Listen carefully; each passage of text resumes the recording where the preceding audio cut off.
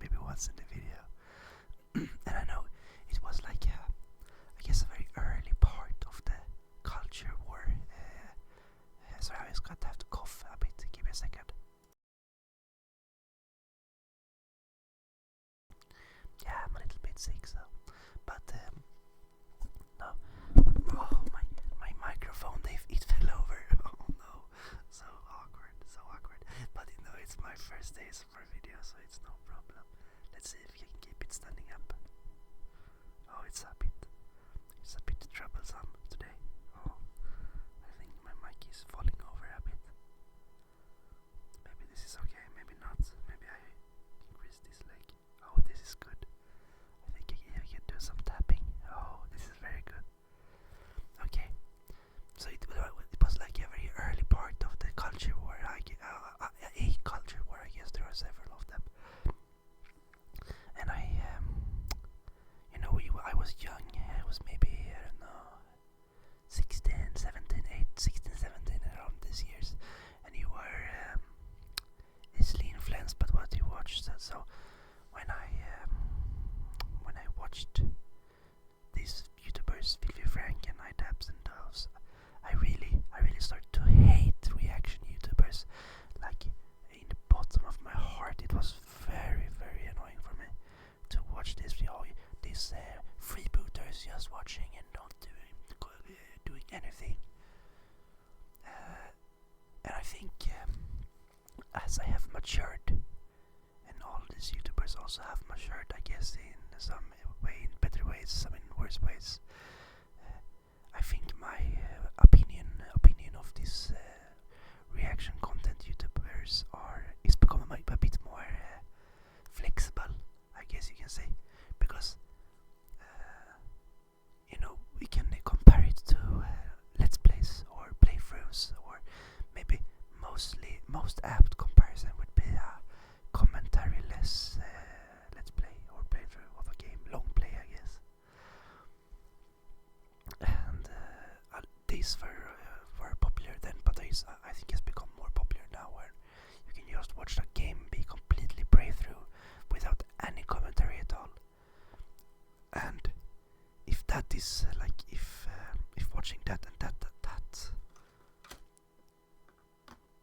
it was existing then also, but and I think it's a bit of a hyperbole or maybe double standards to really be against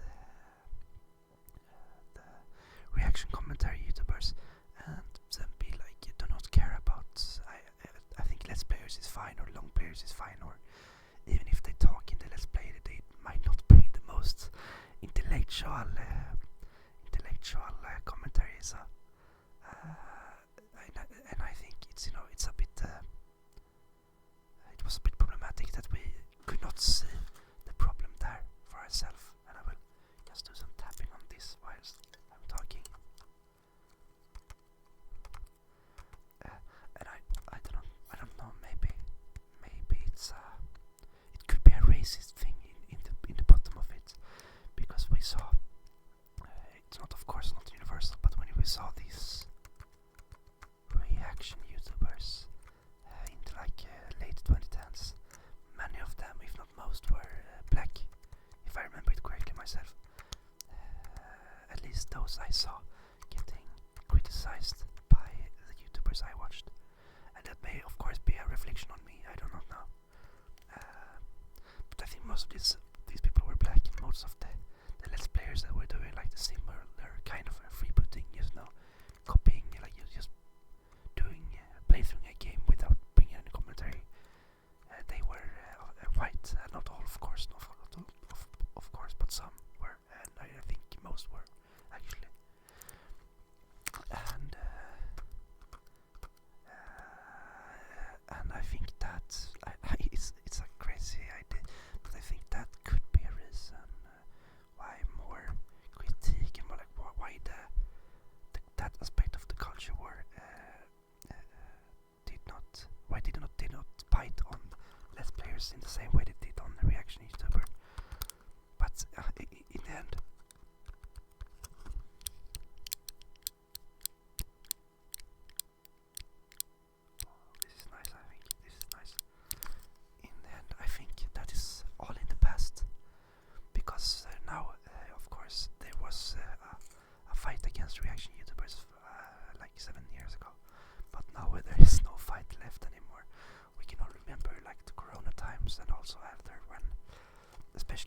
course, XQC and Ludwig and Hassan, every single one, they still do a lot of reaction content. And always watching things on stream and maybe laughing sometimes, but not really doing it, not really contributing to the discussion, I guess. Just watching funny videos, and of course, I get it. It's you have a large existing fan base that they watch everything you do. It does not care. They don't care about what you actually do. They watch you for it, even if you do not say anything. So of course, it's simple for people like XQC or Ludwig or Hassan just to put on some funny YouTube playlist and just watch it for their work. Maybe say haha and maybe scroll on their phone some, and So yeah, I guess that aspect of the war, or that culture war, or like a culture war, it has completely disappeared. It's been won by the reaction YouTubers, and of course there's still no discussion about Let's Players. I do not know how they have gotten around this, but it is how it is, and of course I appreciate it. I watch a lot of Let's Plays and heavily edited gaming content. I have a YouTuber that's called Bit Complete. He's very great. I really like to watch him a lot because he makes these very heavily edited and also heavily thought about YouTube Let's Plays. For example, of Rimworld or of Mass Effect, where he really takes time to explain and explore every single aspect of every game he plays, and I really appreciate this. I appreciate this very really.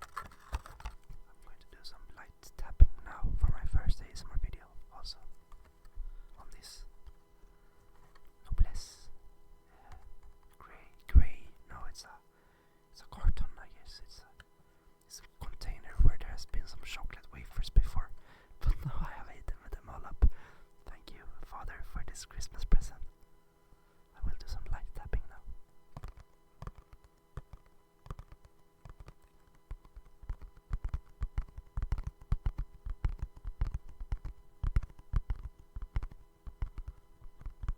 I hope this sounds good.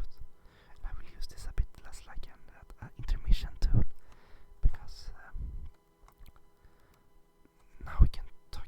I guess I can elaborate a bit on my ideas of reaction content now, because I do not know what you guys think, but there's I think there's some reaction content YouTubers or content creators. I think there's a person called Pretty Much It that puts on YouTube and on their Patreon. They put up a lot. They basically they have commentary tracks that you listen to them at the same time as you watch a movie or a series, and there's their continual commentary about it, and I think this can serve a real purpose for many people, especially in this lonely time and lonely place we live in right now. I think it can serve a purpose that of a friendship. Of course, we have to discuss the problems of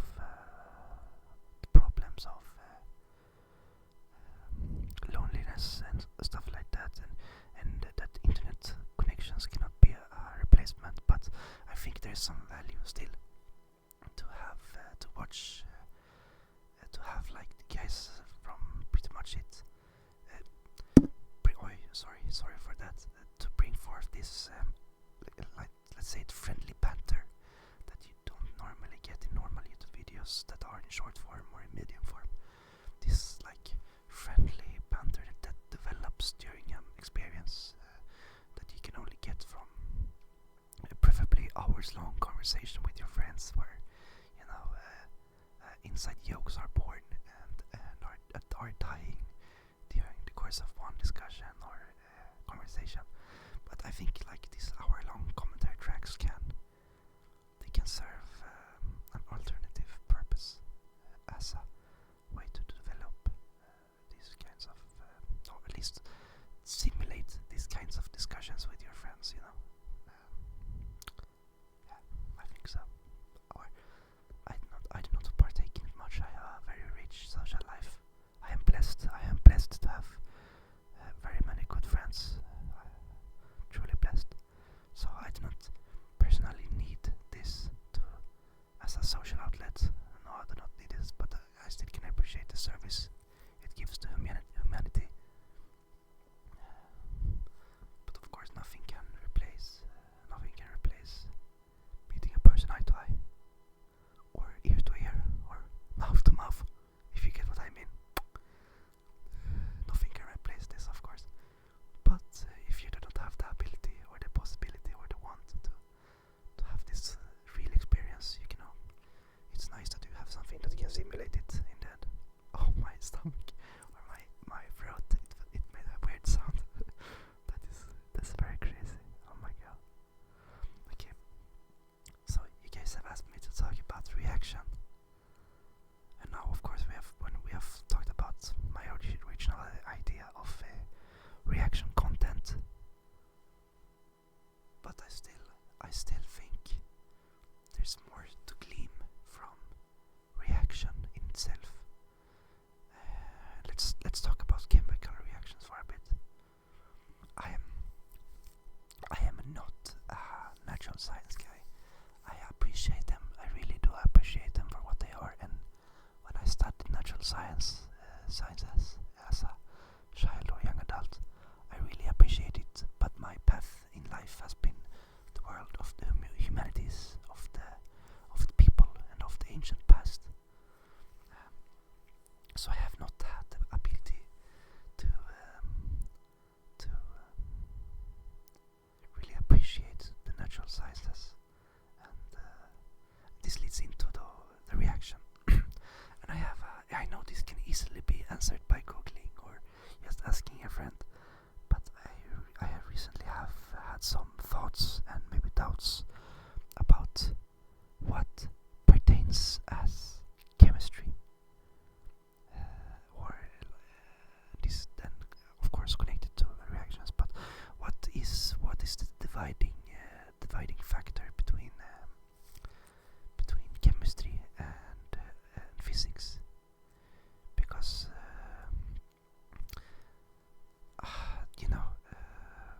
chemistry is, as I understand it, as I said, I'm not a pro in this at all. I'm a humanities person, but as I understand it, chemistry is the reaction and non-reaction of different, I guess, compounds or materials or atoms with each other or with itself. Like, for example, you pour some, you can convert through oxidization. You maybe can convert iron to rust because oh shit, because the iron reacts with oxygen and then create iron oxide on the surface. This is for me a very typical example of what chemistry is. But then I also have a very, not understanding it all, but I have an idea of what physics is. And for me, physics is the founding rules of how the universe works, and also the interaction between those fundamental rules, I guess. Oh, sorry. Yeah, and I have had some problems, connecting these, or how they connect, because when I think about physics, I think of like the strong nuclear force, and I think of the weak nuclear force, and I think of gravity, and this, and the one that is left, the electromagnetic force, and I think of these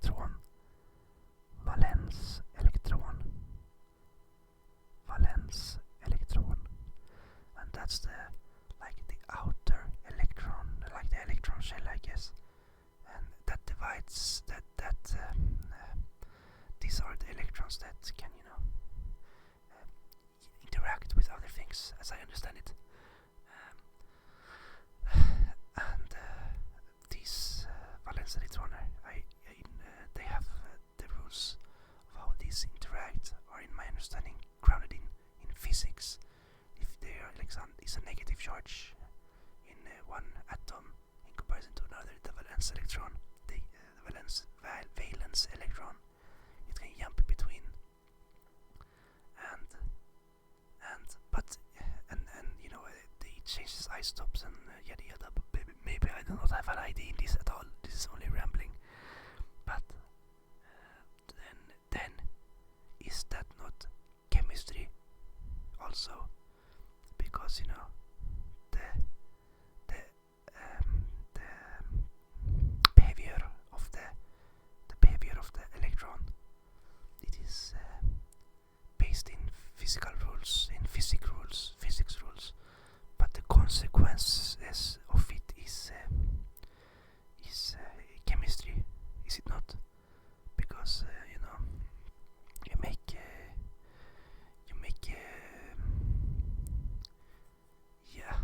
yeah, I have not the words to explain it properly, but maybe you can understand if I talk a bit about you know, we talk about the phase changes in matter. So you boil water to make it steam. Is this a chemical reaction? You heat it up and then you excite the atoms and you make them free flowing and disconnect from each other, and then they are oh shit. I my microphone once again, sorry. They are shit. And then you heat it up and then they change form, and this is not this is the basic of chemistry. I think that phase changes are chemistry, but you know, is radiation chemistry?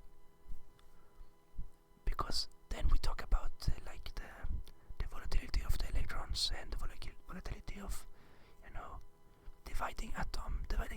This for me is not a chemical reaction. You know, to divide the atom to create energy. This and to create new matter, new types of atoms. This for me is not. When I have it explained to me, this does not feel like chemistry. It feels more like physics. It's energy and stuff like that. So I have a real I do not have a hard time, but I have a time, I guess you can say, trying to understand this interaction, or what is chemistry and what is physics. And of course I know this is not philosophical questions. I can Google this question or ask a friend or ask a professor, and they will explain it to me very easily. But I guess I just like to have a bit of mystery left in the world for me. Yeah, this all in the, you know, I thought a bit about this because reactions, you know, reactions back and forth, this is chemistry. But is it also physics? Maybe it's also physics. I do not understand myself.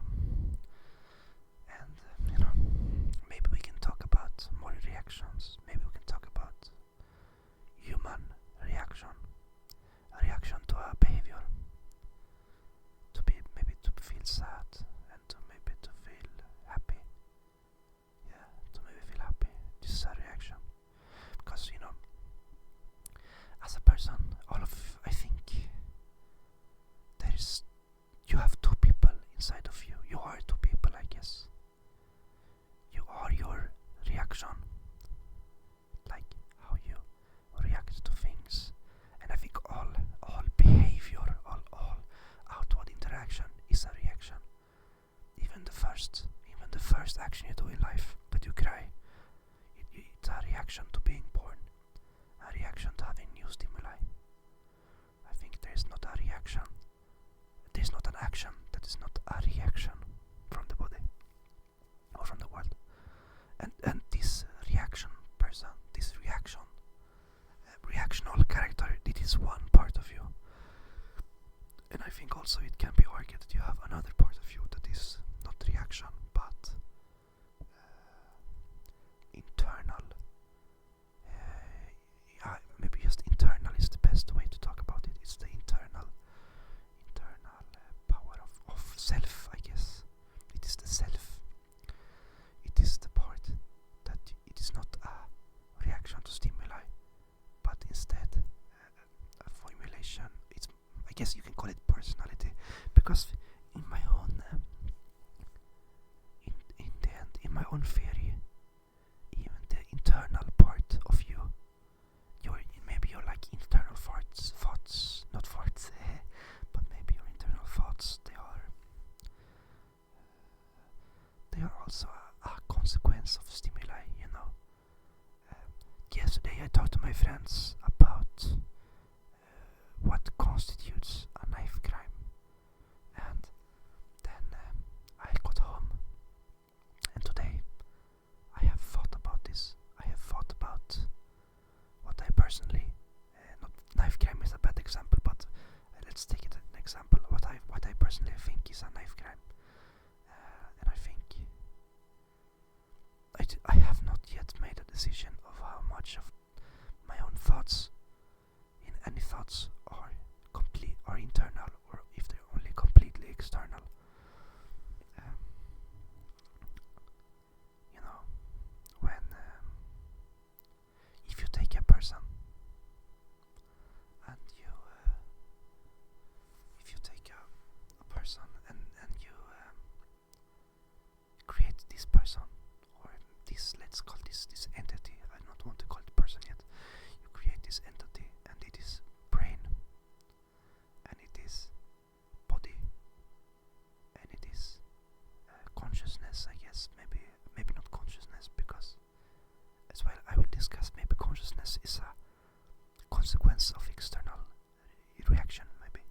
But you create a vessel that is exactly as a human would be at 25 years of age, but you create them tabula rasa, a clean slate, no thoughts, and you push them into a nothingness. You put them in a nothingness, completely black or white or no color at all, completely blind, completely no ears, no hearing, no touch. It is maybe instead of putting a human, you put a adult brain with no ability to perceive external stimuli. Can this vessel, can this brain, can it think? Is it existing, or is it just a hunk of meat? Because when I personally think about this, I think about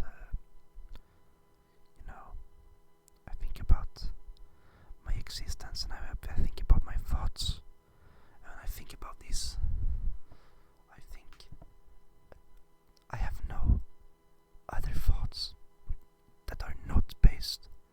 I have no thoughts that are not based on something in my life. Like I do not think I have ever had a completely original thought, because even one day you come up with a thought, Apala, it's a thought that says Apula bakala kipala boo, shibala pibala babala boo, or something, yeah, complete gibberish. But this is not a thought that is from nothing. It is not from nothing. It is from speech. It is from speech, and it is from you have learned these letters, and you have learned the cultural context in which these letters are said and how it works together. And when I say abula abula babula babula, and even if no one have said these exact letters before, and to me it is completely spontaneous, I cannot argue in good faith that the things that I expressed there, the abula babula, is not like based about my personal thoughts of grammar and how I think a consonant should be before a vocal that is then followed by a consonant. And how I think a word exists, because the idea of a word, it is a cultural, it's learned, of course. You have to learn how to speak, maybe not learn how to communicate, but you cannot communicate if you're alone. You have nothing to communicate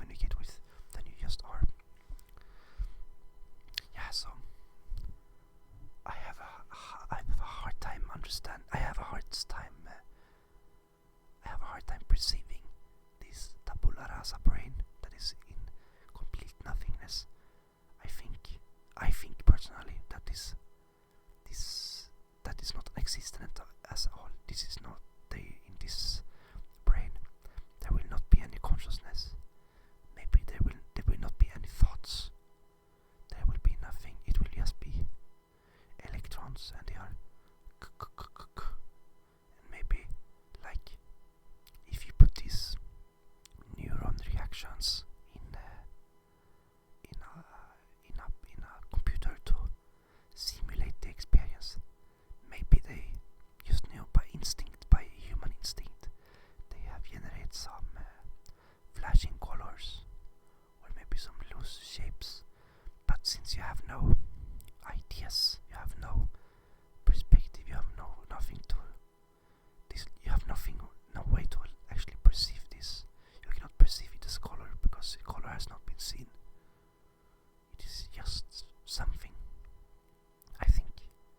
Or maybe if you see it another way, this is maybe too human-centric. This is I mean no, human-centric. Because of course there are animals and insects who you can make born in a complete blackness. Maybe like for example say a banana fly maggot. It is deposited by its mother in food that can be in complete darkness, and then it is born, and then it will exist in blackness. Not of course not complete blackness, because it will have touch, it will have smell, it can smell food, it can eat food. But then you release this insect to the world after it had eaten, and it will know that it should mate, and it will know that this other fly, it is a potential mate to me. And I think there's other examples of that. When you release something as tabula rasa, you can in the real world, that they still in some way will react.